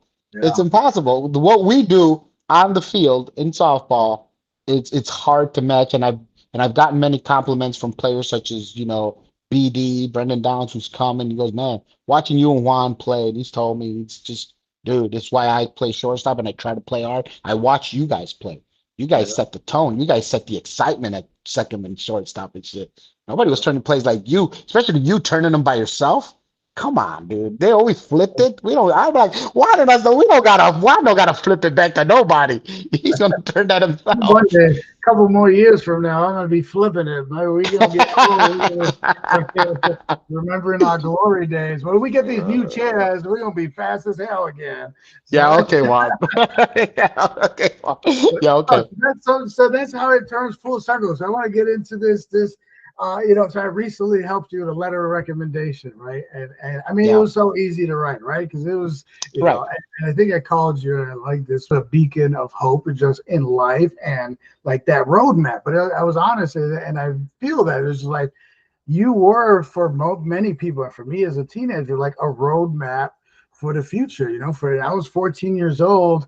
I didn't believe that I had a life. I was like, this is terrible. That I got shot in February. I didn't start going to school till that September.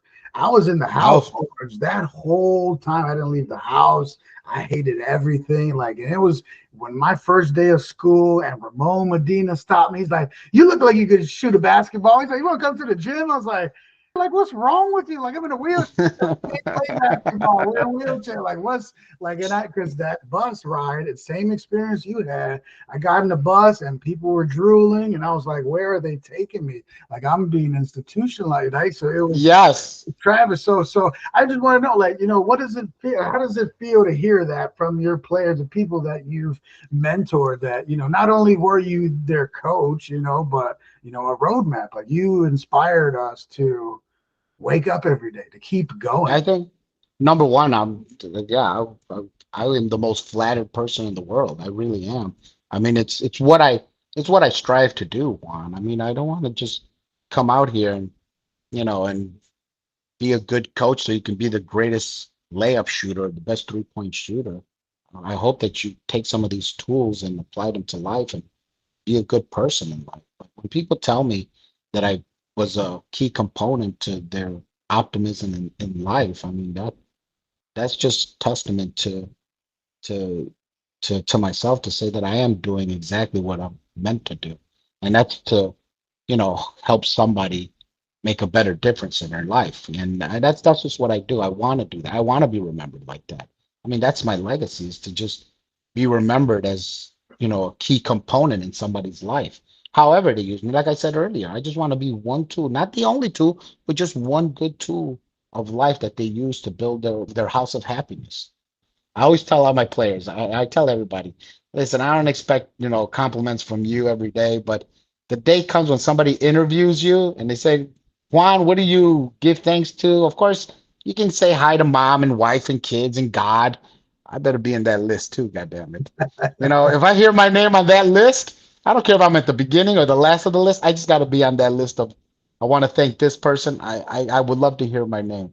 I think Right. that's the most Yeah. utmost compliments that can ever be given to me. That's more than a championship game to me.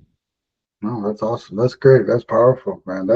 And one of the tools, and that's opened up, not only sport, because we've accomplished stuff in sport, but it's opened Hmm. up the doors beyond sport, because that's what I feel means, way more than the wins and the losses and the championships is the whole life, the life that Yeah. seeing people get better, seeing people figure it out. Because when we meet them, we meet our new players, whatever it is, Hung, Stefan, all these new guys, they're going through it, man. One of the most toughest parts of their life, right now, Hmm. actively, they're trying to figure out how to live in a wheelchair. So it's, and it's beyond sport. Sport opens up the Right. doors and allows you to do the things, but it's seeing all the other pieces come together, and that's I think why Yeah. I think Chicago Adaptive Sports is so important, and that kind of brings us to another tool and these chairs, right? We're talking about getting grants and getting these chairs. Hmm. So why is it important for the world, for Chicago, to have Chicago Adaptive Sports, a foundation that invests in people like us, people with disabilities? I think, and I'm going to tell you this: if you have an art, the art of dance, and you want to be the greatest dancer in the world, I mean, you're not going to do it barefoot. And if you live in, financial circumstances where it keeps you barefoot, tap dancing is not going to be something you will achieve unless the shoes are given to you. I think when programs such as, CHAOS, Chicago Adaptive Sports, or any other program uh, allow that financial support or that support of any kind to enhance your art, I think that's what makes you a better number one. It makes you a better athlete, but it also gives you the confidence to know that you're being valued. I think that's what it's all about. It's I need something to make me a better basketball player, and I can't afford it. Somebody values me enough to donate it to me, and now I can get better at this. And that not just helps in their sport, in their life in sports, but it gives them the perspective to see that someone's out there that wants to help them. They just got to persevere and do what it takes to get that grant and to keep persevering with good coaching and good guidance and all of that stuff. So I think that's what programs that donate do to people is they don't just give a piece of equipment to somebody just so that they can play. It actually helps them win their confidence again and helps them see that there's other people out there for them. There's hope out there for people. I know it sounds cheesy, but it's true as fuck. It really is. It's like I said before, Juan, when I said you're on your own, just don't do it by yourself. And that entails where that applies because Right. you got to go get your grant. You got to write your letters. You got to do this, but you're not doing it by yourself because there's other people that are helping you. Yeah. But if you Yeah. don't do it, you're not going to get it. So yeah, Right. I think it's vital. If I didn't get the equipment that I need for my sports, then that doesn't enhance my sports. I'm going to be more like inclined to not want to play the sport because I don't have the equipment I need. I've gotten fatter, I've gotten heavier and slower, so I need a wider chair. So the equipment tends to amend and change constantly. Yeah. And for somebody to be able to donate something like that to me, oh my God. They give me the hope to say, you know what? I can continue being an athlete. I can continue to achieve. I can continue to persevere. And that Yeah. says a lot for confidence, bro. I threw in that part too about. I thought it would be funny is that part about you donating your current chair to the program. I thought. I like that. You know what? And I like that because I will do that. I have two softball chairs, and one of them I never use. But my chair too. I'm ready to do the same thing back. I don't do that enough, Juan. the right I do person. believe that. So I would rather, and True that. True that. we have funded sports chair, program chairs, and that's great, and that gets a team going, But for like my personal stuff, I like to hand it. I'd actually like to give it to a person. Yeah. When I see them in a chair that's just raggedy, it's like, and I know I have a chair that can use. I'm just like, just right. But some of it is like the people have to earn it, right? You have to at least They try. have to. Give some Yes. effort, it's Yes. and that's why we push for participation, sell some popcorn, do the things, to keep us going, because I think that's the biggest thing. In your eyes, how essential is Chicago Adaptive Sports to that next generation, to go through all of it, not only the sport, the career, the daily grind, like everything that we've talked about, like, how do we do that better? Oh, you know what? For anybody, I mean, Chicago Adaptive Sports, first of all, what I like about it is the fact that it's so new. It is so new and it's given so much and it's achieved so much in the little time that it's been around. That plays a big part for people because as long as we know there's some program out there that has our back and it's run by persons with disabilities, shows us that they understand, they can be empathetic to what our needs are. And I think when you look at programs like Chicago Adaptive Sports, uh, it was created. This is what I like about that program. It's created by the players and the participants and the people involved in it are the very people that came up with the struggles that they help with. So it's important because if anything, you guys not only know by seeing and reading the challenges and the adversities people go through, you've gone through them yourself. So anything that you guys do is valued even more because we know we can say you've been in our shoes before. But people have to have these programs. They have to. I mean, these are like quintessential things that people need to have in their repertoire of disability life is this type of support because a lot of persons with disabilities don't have that financial support and they don't have that that other like knowledge of where to get donations. So when you see a program like that extend itself out, I think it's the valuable thing because it helps win back your independence, it helps win back confidence, and it reminds you that you're not alone. I think that's the biggest thing for Chicago Adaptive Sports is letting people know that you're not alone. Yeah. What can we do? What can that program do more? I think in time you're going to discover what you need to amend. Like I said, everything can be amended. It's always amended. Right. But at the end of the day, what that program is doing right now, tasks that is done, such as like paying for registrations, that's huge. I don't know what the budget is over there, but that's huge for Right. people to just know that somebody pays a registration, whether it be $25 or whatever the dollar amount is. $25 is a lot of money for some people that come from fixed incomes. Right. So yeah, Area, you that can't plays a play huge part. without a chair, without the money to pay the park district. They won't let you in the gym. You can't play the sport. No, you can't. You'll never achieve your goals as quick as you can. And for me as a coach, if I don't see you in the chair that's most comfortable or conducive to what your needs are, of course I'm gonna be like, you know what, Hung, you're gonna get good, but it's gonna take just a little bit longer because you got to get used to a chair that's not yours. Right. So Right. No, because it's not yours, you got to work against the chair, which is bad. So yeah. so I think in a big part, yeah, the equipment and the opportunity for that's a huge part. And I think as our Right. role and what I want to take on is, my time as on the board here is to promote us. I think this is why we're doing this, is to promote our stories, is to promote us as a group, as a people, because not only we've been through the toughness, so it's appealing to people to hear, the strife that we've had to go through, the accomplishment. And not only have we won Right. championships, we've won championships in a wheelchair, only feeling half of our body. Like, so, to going through the Right. struggle, I think is our stories that are be popular. People want to hear that human struggle, So I think it's important that we tell the story. And I think that's where I want to play is I think is through this, getting the word out there, more people will know about the disabled community, the disabled sports community, us personally. So I hope this opens up doors for everybody, continues to,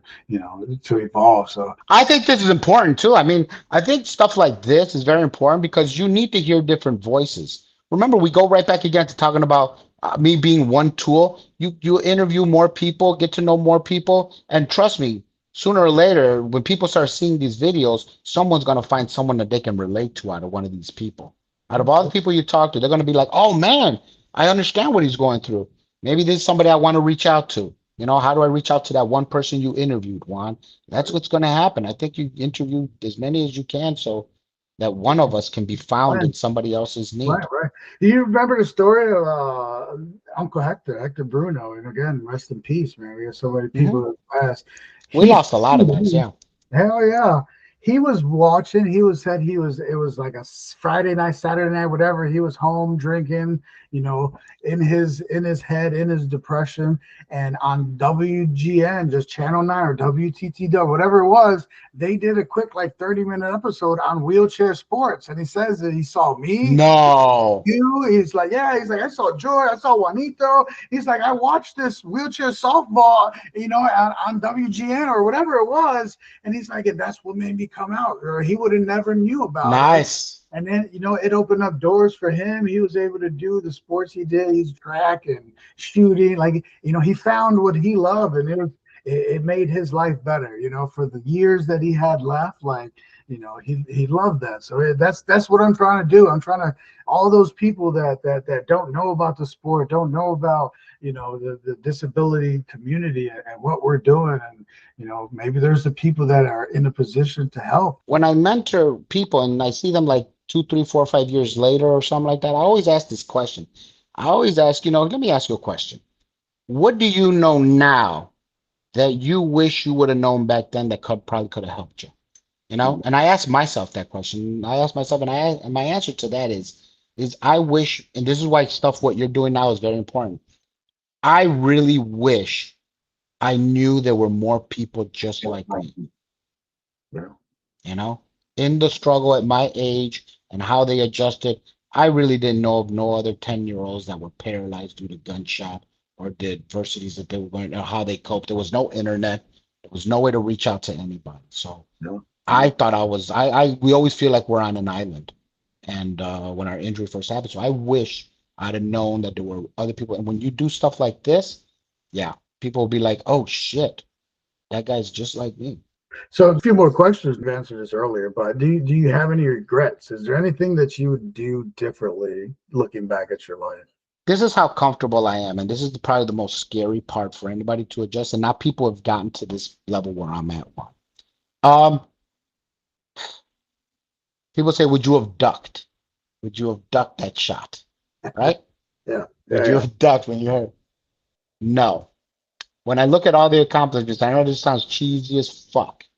When I look at all the accomplishments, all the people that I've encountered, all the adversities that I overcome, my fucking journey that I've gone through, and the people that I've moved and helped in my life, and the people that have been born and the avenues that have been created because of me, I will go back and get shot 1,000 times over again. I don't have that regret on that at all. Now, but it takes a long time to get to the thinking that I'm at. It really is. There's nothing that I can benefit today of walking anymore. I don't think I can do anything more other than kick somebody in the ass if I were walking. But other than that, there's nothing I can do. I mean, there is no regret. I think honestly, and I want to be honest, I do have one regret in life, and I'm very true to that regret. I say it till I'm dead in my head. My brother will hear this right now. I regret that I didn't, when my son was born, I needed a godfather for my son, and I regret that I did not choose my brother. And that's it. That's the only regret. It has nothing to do with disability. It had everything to do with my brother wasn't in a good time in his life, and I didn't have faith in him. And I lost faith in the one person that needed my faith more than anything. And I regret that I did not have faith in him and help him through his tough time in life. Of course, he got out of that ruckus, but of no help to me, and I regret that I wasn't. I think I would have helped him so much if I would have extended that little olive branch out to him.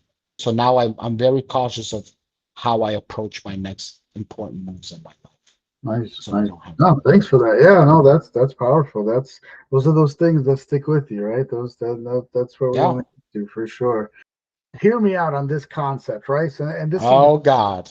that I'm part of this, and what I've been doing is writing my own memoir, my life story, the struggles that I've been through, and this perspective that I think that I've gained that I want to share. And I truly believe that the perspective, the mental toughness, that we got came from all the struggles, right? And I call it Mhm. an unfair advantage, right? Because you figure out life is unfair, but those things though in life give you your advantage, your perspective. So Right. what is that?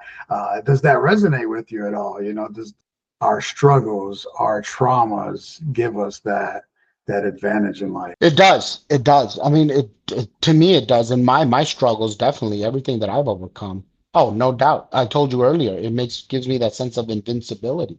There's nothing you can ever fucking do or say to me that would weaken me based on all the shit that I've gone through, that I've dragged myself through, that I've overcome. Yeah, anything anybody says to me, hell, some girl came up to me a long time ago, one, girlfriend of mine, and I know this is petty, but I have that erectile dysfunction thing, and I like to believe I'm not the best lover in the world, right? Like I'm not a freaking stagnant pond, and I'm not a motion of the ocean, I'm more like a little trickling river, right?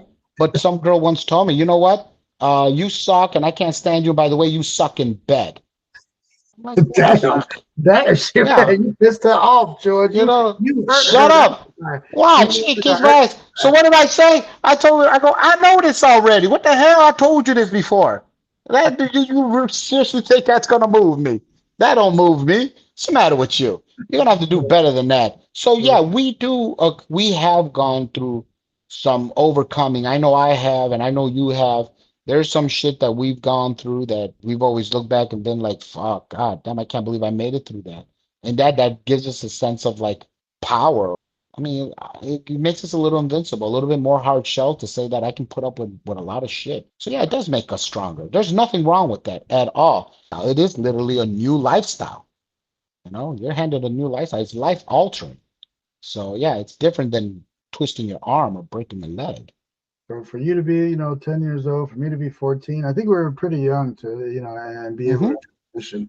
I'm interested in hearing the perspective of an older person. Imagine being 25, 30 years old, having a job or a career already, and then, facing disability. So maybe, we will explore that eventually one day. And I could be wrong because I'm not a psychologist. But I think when it happens if you're born with your disability or your disability happens like at an age like mine, like 9, 8, 10 years old, like that, I'm not saying it's easy, it's difficult, but it's a little bit more easier to go through the motions because you live under the coddle of your parent. But once I tell people, I think once you get into that age of like 14, like to 20 years old, those are like your molding years. Those are your molding years. That's when you're kind of going into your adulthood, your young adulthood. You got plans and visions of where you see yourself. And for your injury to happen at that age, it's a little bit more life altering or traumatic than it is a person who acquires it at 40, Juan. At 40 years old, you've already lived the life. You've already kind of gotten to where you are. You got your scruples. You exercise independence and all that. So you're just adjusting to older life with a disability. It's somewhat easier to adjust. It's that age between the 14 and the 21 years old. That is the tough. And I've talked to a lot of people. It is tough at that age Wow. because my God, at that age, we got a plan of what we want to be in life, what we want to do. And for that to just change immediately, woo, that is life altering. I tell people that. I go, I think it's tougher. They're like, "Yeah, I think it's tough for anybody in the wheelchair." No, no, no, no. It's your lifestyle. It's Yeah, under 10 years that's old. Growing with your disability is totally different than acquiring it at 17 years old. You're being the high school hunk on the football team, dating the most beautiful cheerleader, and all of a sudden you're paralyzed, and now everything crumbles down on you. with that, I want to give you an opportunity. I'm going to give you the floor to kind of talk about whatever you want to talk about, a story, any message to either a kid or a person newly injured, or you just want to talk about anything about the world. Here's your opportunity to talk to the world. What does George Alfaro have to say? George don't have to say much of anything. I think I talk too much. I've been told by my players that I talk too damn much. You've told me I talk too much. Everybody tells me I talk too much. So yeah, I tend to talk a lot, and I think I don't say much of anything. I think I just get the moments caught up to me, and I just reciprocate according to the moment or the question at hand and stuff. But there's not much. I mean, I'm just a regular Joe Schmo, a person with a disability that's overcome a lot of adversities. My family, I thank God that, that I have family and community on my side. And I think that's a key component of what we need for support. It's not just your perseverance, but you do need family. You do need friends. Not friends as much as I say community. You need family and community. Without that, I mean, you're literally on an island. It's going to be very, very tough. So I kind of honestly believe that people should seek, guidance from somebody else, a different perspective all the time. Other than that, no, I'm a pretty Joe Schmo. I can't get. I'm ready to coach you bastards. I'm ready to be out there, with the players again and go through the tough times and the good times, and hopefully we have more fucking good times than the bad times and stuff. I still want to continue playing the sport though, Juan. I really do believe that I can still play. I know I can still play softball. I don't know if I'm ready to give my spot up if somebody is willing to be good enough, but Well, they I got to still earn can it. play softball. I look Yeah, I forward agree. to the moment I somebody agree. takes my spot. Yeah, I don't think no one can take our spots yet, but I look right. forward No, no, right. to it. I don't want to give Well, it up. I'm on a different boat though, Juan. I'm a bit much older than you are and stuff, so you still got some time to get to my Right. age and You shit. remember when But Morgan I'm was ready. right? Morgan was at our basketball game, and she was like, "Why does George take so many breaks?" You George, know what? My son, when he was a kid, Juan, when he was a kid, he was in he was in kindergarten, and they had PE class one time, and all the kids were they went to the gym to go play basketball, right? And I had not met his classmates or nobody yet, right?